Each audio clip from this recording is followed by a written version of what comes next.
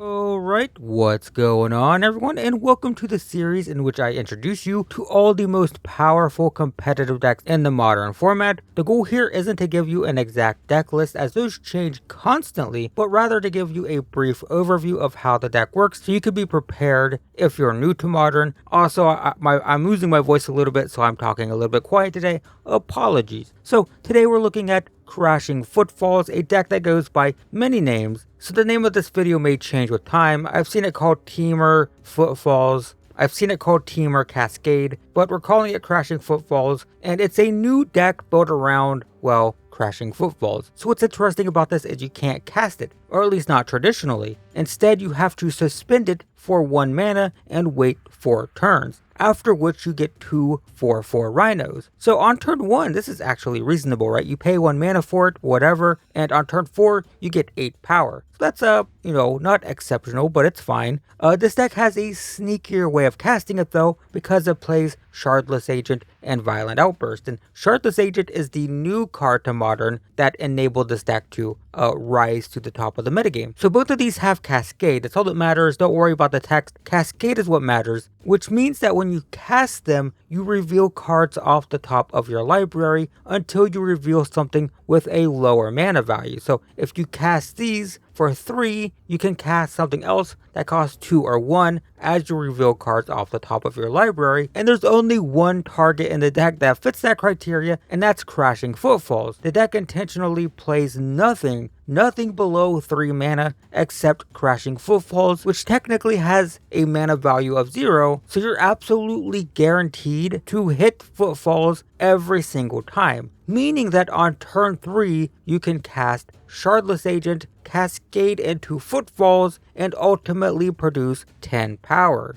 On turn 3, Violent Outburst does the same thing. Even though you don't get the 2/2, it is an instant, so you can actually do that end of turn. End of your opponent's turn, you can cast Violent Outburst to produce 8 power that they aren't expecting, so there's that. And now you're starting to see like how it's a modern deck, right? Now it feels like a modern deck. 10 power on turn 3 seems more modern playable. Now that might be powerful, but how the heck does the deck survive the first couple turns, right? The deck cannot play 1 and 2 drops. It can't play 1 to 2 drop creatures. It can't play removal, right? It can't play a 1 mana removal spell. It can't play a 2 mana removal spell. Lightning Bolt can't be cast. It can't play Counterspell. So how does it not get run over by the aggro decks in Modern? Well, it gets around that by playing things like Fire and Ice and Dead and Gone. Let me fix these. There we go. So both of these act as removal spells against aggro decks in the early game, but because of the way that split card mana values are calculated, neither of these will count when you're cascading. Split cards have a mana value of their combined cost on both halves. So even though we can cast them for 1 or 2 mana, their mana values are technically 4. So we have 1 mana and 2 mana removal spells, but we don't have 1 or 2 mana value cards in our deck. Kinda sneaky, and they're also relevant late game as they can clear the way of blockers so your rhinos can charge through to the opponent, so that's not bad. Similarly, the deck also plays Bone Crusher Giant and Brazen Borrower. Both of these have adventures that can be used to disrupt your opponent. On turn 2, the Giant can burn away small creatures, the Fairy can bounce stuff, but technically they have mana value 3 because their casting cost of the creature. That's what's really important in terms of calculating the mana value, so you can skip past them while you're cascading,